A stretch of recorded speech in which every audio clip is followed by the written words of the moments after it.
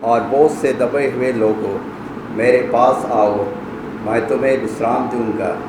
मेरा जुआ अपने ऊपर उठा लो और मुझसे सीखो, क्योंकि मैं नम्र और मन में दीन हूँ, और तुम अपने मन में विश्राम पाओगे।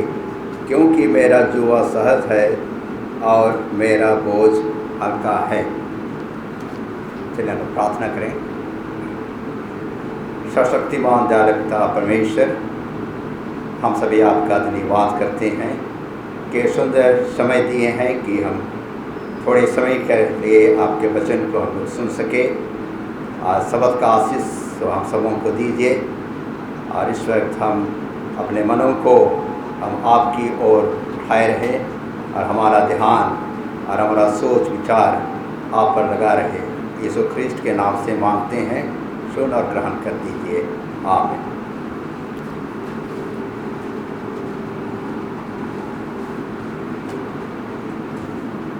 इस वक्त मैं जो वचन पढ़ा और आप लोग भी बाइबल में खोल करके या मोबाइल में देखें कि मत्ती 11:28 से 30 में, और इस पदस्थल के आधारित मैं थोड़े समय तक परमेश्वर के वचन से मैं बोलूँगा।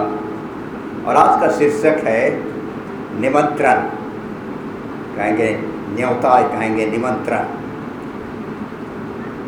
हमारे जीवन में बहुत ऐसे निमंत्रण आते हैं, चाहे किसी का जन्म दिन में या शादी, और किसी समारोह में या किसी सभा में हम सबों को निमंत्रण दी जाती है, और हम बहुत खुश रहते हैं कि जब निमंत्रण मुझे मिलती है।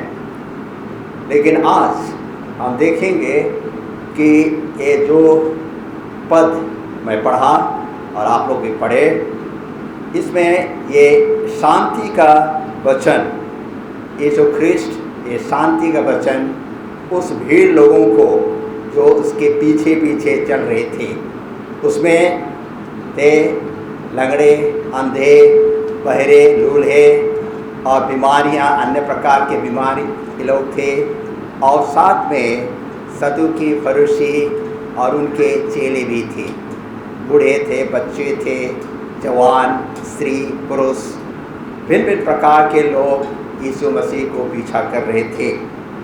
और ये शांति का वचन उस समय यीशु ख्रिस्ट इनको कहे, और आज भी जितने हम मसीह हैं उन लोगों के लिए भी जो हम उसके अनुगामी हैं, उसके पीछा करने वाले हैं, ये वचन भी हम सबों के लिए है।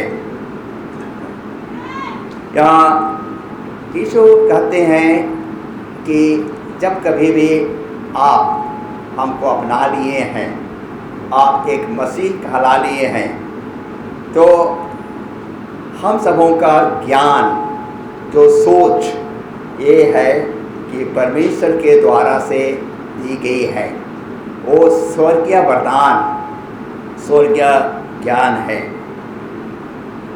यीशु मसीह के चेले 3.5 साल तक यीशु ख्रिस्ट के पीछे उनके वचनों को सुने, उनके आश्चर्य कर्मों को देखे, चंगाई को देखे, मरे हुए मुर्दे को जिलाते हुए देखे। तो यहाँ देखते हैं कि इन पर उनका देख रेख और उनका जो उपदेश और उनका प्रेम उनसे अलग नहीं हुए। आज भी वही रेख देख, वही प्रेम, वही अनुग्रह, वही दया परमेश्वर यीशु ख्रिस्ट पर, यीशु ख्रिस्ट हम पर है। अर्जुन कहता है कि मत्ती 11:29 में पढ़ेंगे, जैसा कि कहता है कि हे परिश्रम करने वाले और बोझ से दबे हुए लोगों, मेरे पास आओ। हम दैनिक जीवन में बहुत से परिश्रम करते हैं, काम करते हैं अपने जीवन को चलाने के लिए, लेकिन यहाँ खास करके यीशु ख्रिस्ट किसके विषय कह रहे हैं? हे परिश्रम करने और बोझ से दबे हुए लोगों, मेरे पास आओ। और वो बोझ जो हम पर है हम सबों पर है। दुनियादारी के चिंताएं और दुनियादारी में जो कुछ है, हमारे धन संकट, दुख, तकलीफ है, वो बोझ ये है जो कि सबसे बड़ा बोझ हमारा है पाप की गठरी। हम सभी कोई पाप के गठरी से के बोझ से हम लोग दबे हुए हैं। हो सकता है, मैं नहीं कह सकता हूँ कि मेरा पाप का गठरी कितना भारी है, कितना बड़ा है, चाहे आप लोग का पाप की गठरी कितना बड़ा है या हल्का तो नहीं है किसी का, क्योंकि हम सभी कोई इस दुनिया में हम जन्मे हैं और हम सब में है पाप है। क्या कहता है कि पाप के गठरी या बोझ को हम अपने से संभाल नहीं सकते हैं, अपने से हम ढो नहीं सकते हैं। हमारे जीवन में जो कि पाप की गठरी है उसको हम ढो नहीं सकते हैं। अगर हम अपने से कोशिश करें तो इतना भारी हो जाएगा कि हम लोग को कुचल डालेगा, हम लोग क्या परेशान हो जाएंगे। आज हम मसीह क्यों परेशान हैं, क्यों बोझ से दबे हैं? क्योंकि हमारे ऊपर पाप के जो गठरी है या बोझ है वो दबे हुए है। लेकिन हम लोग पवित्र शास्त्र में लोग पढ़ेंगे यशायाह 53 उसका 6 पद, और यशायाह 53:6 और इस 53 अध्याय में हम यीशु मसीह के उसके अंतिम समय के जो बलिदान के विषय में हम लोग पढ़ते हैं। और ख़ास करके यहाँ देखेंगे यशायाह 53 उसका 6 में, हम तो सब के सब भेड़ों की नाई भटक गए थे, हम में से हर एक ने अपना अपना मार्ग लिया, और यहोवा ने हम सबों को अधर्म का बोझ उसी पर लाद दिया। हम देखते हैं कि हाँ, यीशु ख्रिस्ट इस दुनिया में आए, हम मुसीबत में थे, अभी भी हैं, हमें दुख है, हमें बहुत से झंझट या बहुत से चीज़ों का हम लोग को सामना करना पड़ता है। ये पाप के गठरी को लेने के लिए यहाँ देखें कि यशायाह 53 उसका 6 में, हाँ, हम एक भेड़ के नाई इधर उधर छितर हो गए थे। शैतान हम लोग को आकर के बहका करके इधर उधर ले गए थे, और हम अपना बोझ ले करके इधर उधर फिरते थे। लेकिन यीशु ख्रिस्ट इस जगत में आए और हम सबों का जो कि पाप के गठरी या बोझ को उसने अपने ऊपर उठा लिए। ख्रिस्ट हमें क्या करेंगे? विश्राम देंगे। हम सभी कोई आराम चाहते हैं, विश्राम देंगे। वे हमारी चिंताओं और दुखों के बोझ को क्या करेंगे? हल्का करेंगे। यहाँ हम मनुष्य जातियों की क्या क्या कमजोरियाँ हैं। हम मनुष्य जाति हैं, हमें बहुत से कमजोरियाँ हैं, और कहता है कि हम मनुष्य जातियों में क्या क्या कमजोरियाँ हैं। हम में, आप में, सब में बहुत से कमजोरियाँ हैं। हो सकता है कोई किसी को कमजोरियाँ नहीं जानते हैं, लेकिन यीशु ख्रिस्ट जानते हैं कि आप और मेरा क्या कमजोरियाँ हैं, हमारी आवश्यकताएं क्या क्या है, कौन सी चीज़ की ज़रूरत है। चाहे हमें कहेंगे कि शारीरिक रूप से, मानसिक रूप से और आत्मिक रूप से जब हम जीते हैं तो हमारी कौन कौन सी आवश्यकताएं हैं, और हमारी परीक्षाएं की शक्ति कहाँ तक सीमित है। सबके पास परीक्षाएं आती है, और परीक्षा को झेलने के लिए हमारे पास कितनी शक्ति है। हमारे पास समस्या हैं, परीक्षाएं हैं, और हमारे परीक्षाओं की शक्ति कहाँ तक सीमित है। यीशु ख्रिस्ट उनको जब 3 परीक्षाओं का उनको सामना करना पड़े, और उन्होंने यह सामना किए, और सिर्फ केवल परमेश्वर के वचन से वो तीनों परीक्षा का सामना किए और वह उत्तीर्ण हुए, वे पास हो गए। पहला है कि परमेश्वर के मनुष्य केवल रोटी से नहीं, मनुष्य केवल रोटी से नहीं, लेकिन परमेश्वर के वचन जो उसके मुंह से निकलती है। दूसरा में हम पाएंगे जब के शैतान उसको ये कहें कि मंदिर के चोटी, कंगूरे के चोटी में ले गया और उससे कहा इससे कुछ, उसने कहा ये लिखा है कि तू अपने परमेश्वर के पुत्र को परीक्षा न कर। तीसरा में हम देखेंगे ऊंचे पहाड़ पर ले गए और वहाँ पर सारा जितना भी दिखता था और कहा कि ये सब मेरा है, मुझे दंडवत करो। उस समय कहा कि परमेश्वर के वचन ये लिखा है कि केवल उसी की उपासना कर और किसी की उपासना या दंडवत ना कर। तो यहाँ देखते हैं कि परीक्षा हम जब परमेश्वर के वचन को हम पढ़ते हैं, अपने हृदय में रखे हैं, तो वही हम लोग का क्या है, एक औजार है जिसके द्वारा हम परीक्षाओं से हम पर सफलता प्राप्त कर सकते हैं। वे हम सबों को हमारे जीवन में जो हमारे संभालते रहते हैं और हमारे कमजोरियों और हमारे कमजोरियों में क्या कहते हैं, शक्ति देते हैं, सामर्थ देते हैं और हमारे जो अज्ञानों को क्या करते हैं, ज्ञान से भर देते हैं।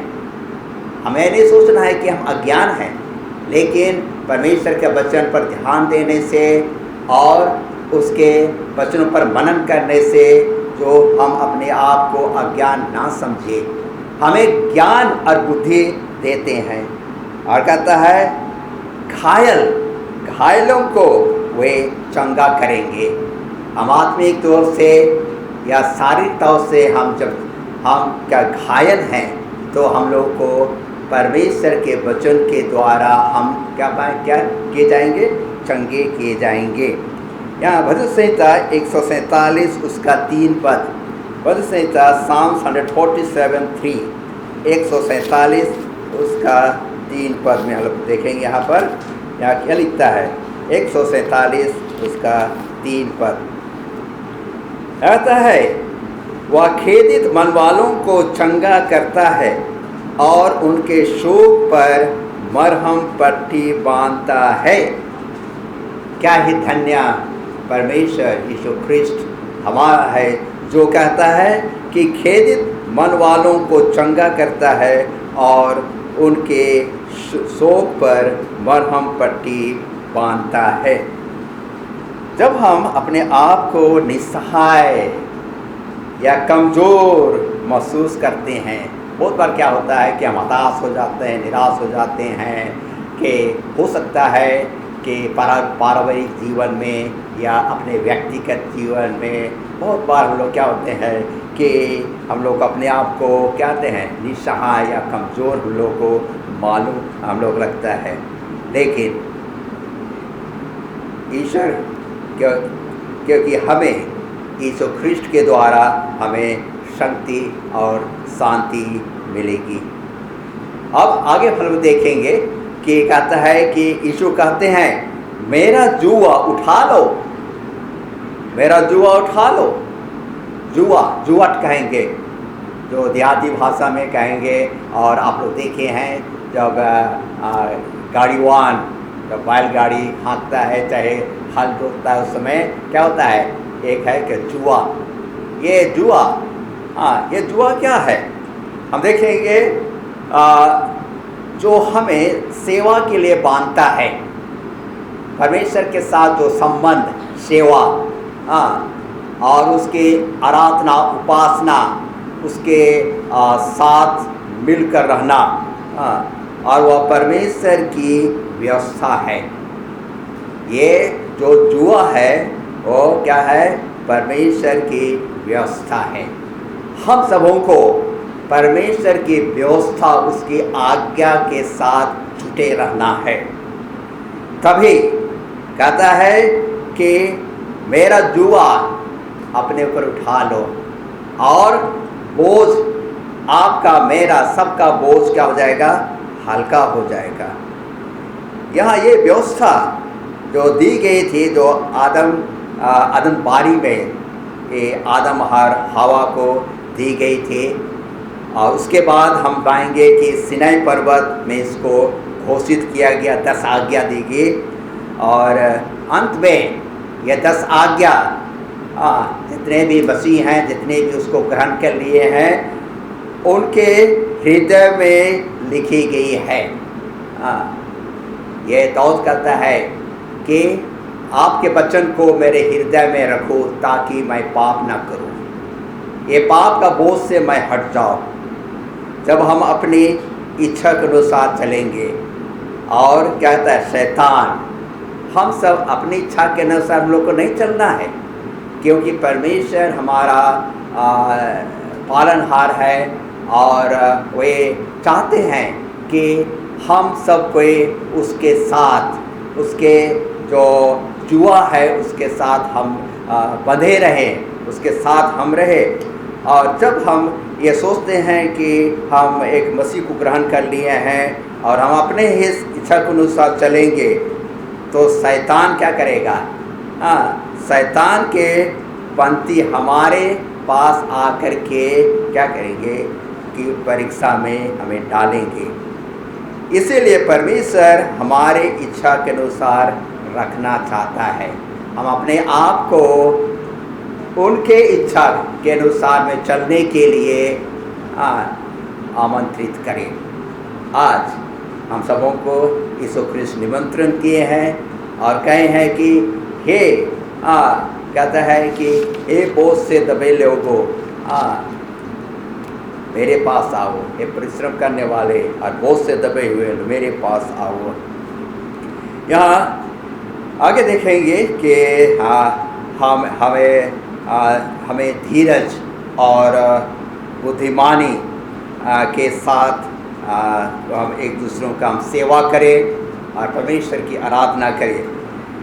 भजन संहिता 40 उसका 8 पद, भजन संहिता 40 Psalms 48, भजन संहिता 40 उसका 8 पद में हम लोग यहाँ देखते हैं, हे मेरे परमेश्वर, मैं तेरी इच्छा पूरी करने से प्रसन्न हूँ और तेरी व्यवस्था मेरे अंतःकरण में बसी है।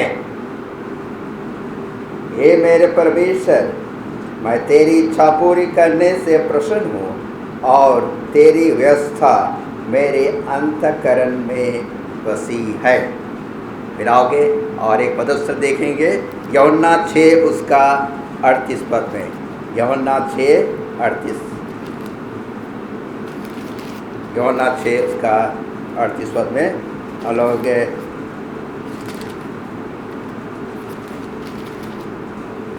6:38 में यहाँ कहता है ये, क्योंकि मैं अपनी इच्छा नहीं वरन अपने भेजने वालों की इच्छा पूरी करने के लिए स्वर्ग से उतरा हूँ।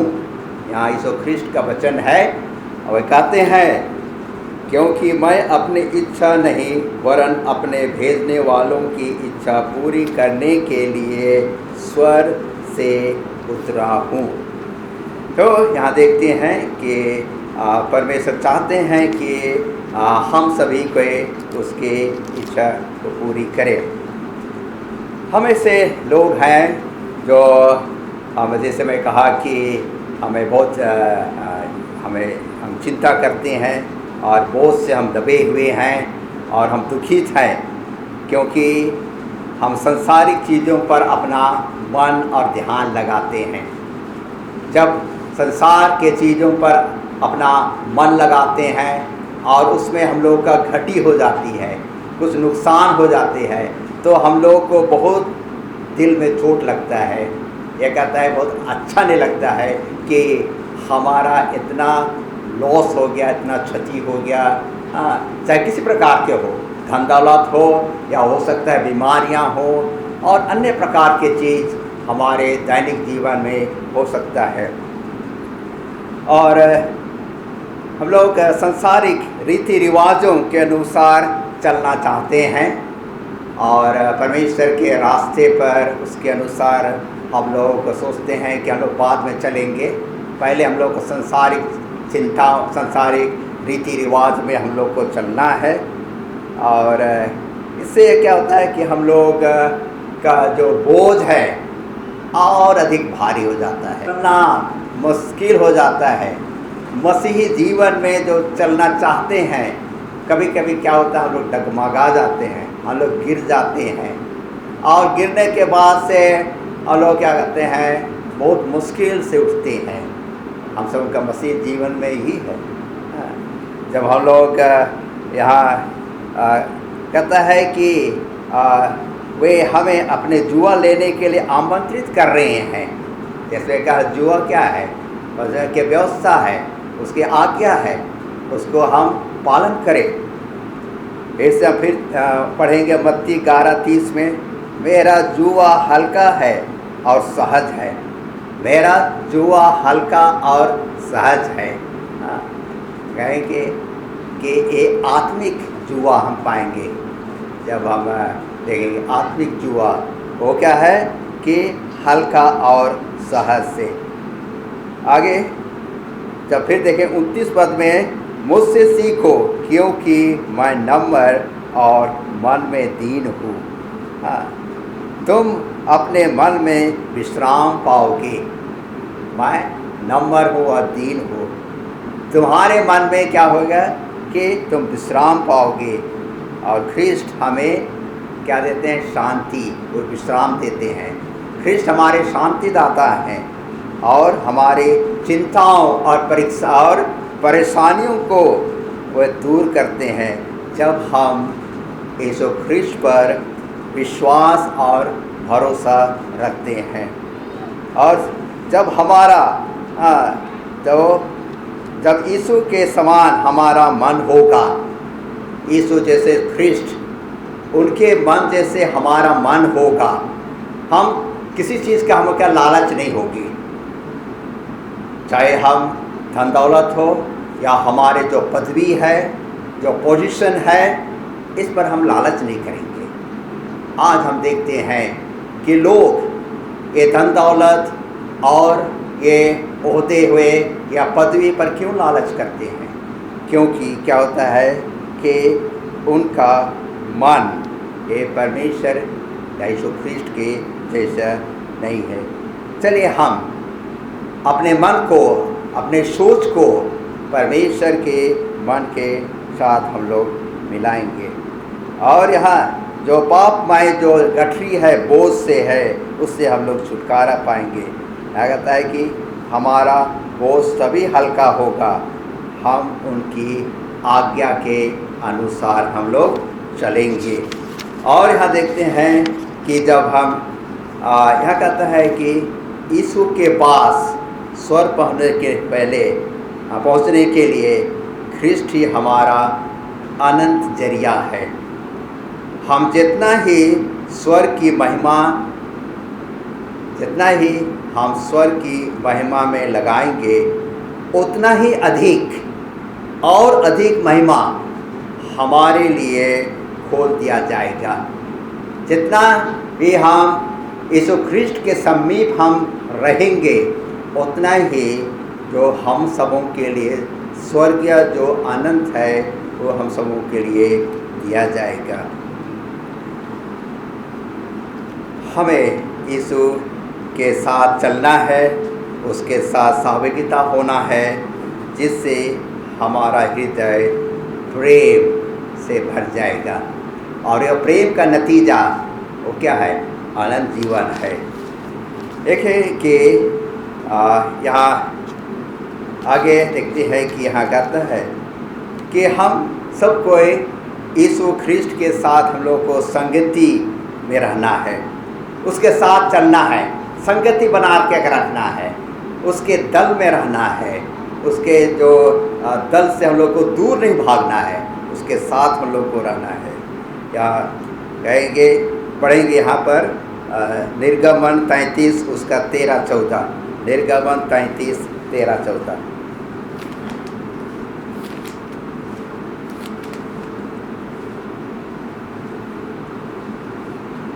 और अब यदि मुझ में तेरे अनुग्रह की दृष्टि हो तो मुझे अपनी गति समझा दे, और जिससे जब मैं तेरा ज्ञान पाऊँ तब तेरे अनुग्रह की दृष्टि पर बनी रहे। फिर उसकी भी सुधि कर कि वह जाति तेरी प्रजा है। यहाँ पर परमेश्वर पिता मूसा से यह आश्वासन देते हैं कि वे उन पर अनुग्रह किए और उनके साथ थे और उनकी अगुवाई किए। आगे देखेंगे यशायाह 48 उसका 18 पद, आइज़ाया 48:18, यशायाह 48 उसका 18 पद।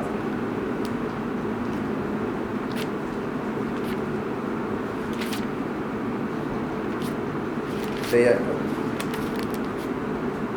28 पद में यह कहता है, सॉरी 48 का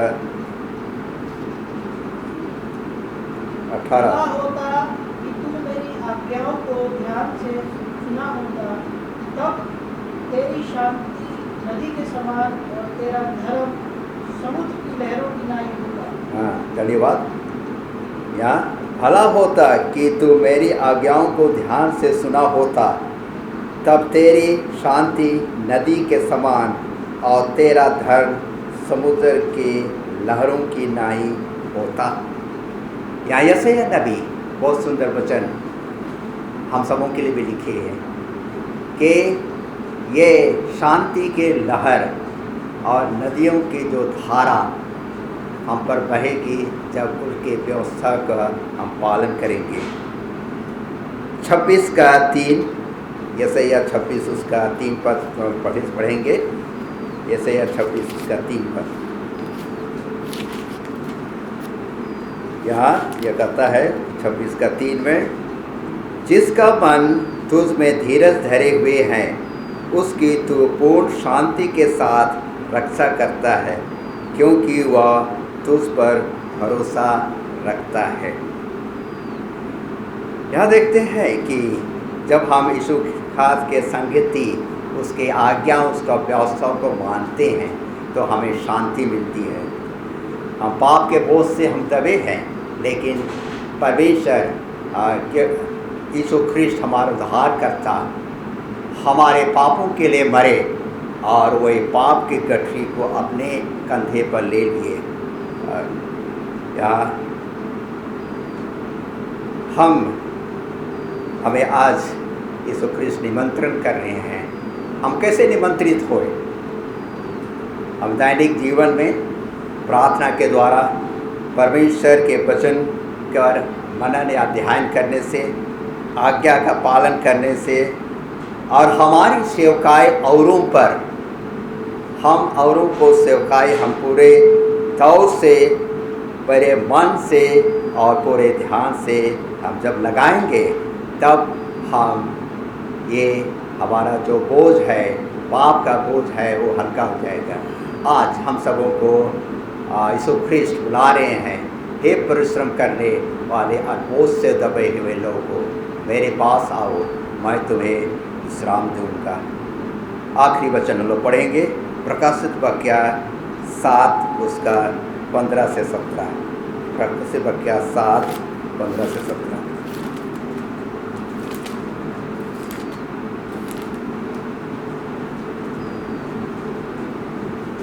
इसी कारण वे परमेश्वर के सिंहासन के सामने हैं और उसके मंदिर में दिन रात उसके सेवा करते हैं, और जो सिंहासन पर बैठा है वह उसके ऊपर अपना तंबू तानेगा। वे फिर भूखे और प्यासे ना होंगे और ना उन पर धूप ना कोई तपन पड़ेगी, क्योंकि मेमना जो सिंहासन के बीच में है उसकी रखवाली करेगा। उन्हें जीवन रूपी जल के स्रोतों के पास ले जाया करेगा, और परमेश्वर उनकी आँखों से सब आंसू पोंछ डालेगा। हम इस संसार में हैं, हम नहीं कह सकते हैं कब तक है। हम सभी को उसके दूसरे आगमन के लिए हम बाट जो रहे हैं। हम सभी का हम यीशु ख्रिस्ट के पास आए, क्योंकि वही हम सबको विश्राम देंगे और वही हम सबों को आनंद जीवन के मार्ग और फाटक से प्रवेश करने के लिए हम सबों को ले जाएंगे। परमेश्वर इस सुंदर वचन पर आशीष देवे। आमीन। स्वर्ग पिता परमेश्वर, आपका हम लोग धन्यवाद करते हैं इस सुंदर समय के लिए। आपको समय के व्यतीत किए, आपके वचनों को हम सुने और आप हम सबको निमंत्रण करते हैं कि हे परिश्रम और बोझ से दबे हुए लोगों मेरे पास आओ, मैं तुझे विश्राम दूंगा। हम पापीगण हैं, हमारे अपराधों का क्षमा कर दीजिए और दिन भर उनका अगुवाई कीजिए और शब्द का आशीष हम को देते हुए यहाँ से विदा कीजिए। यीशु ख्रीष्ट के नाम से मांगते हैं, सुन और ग्रहण कर दीजिए। आमीन।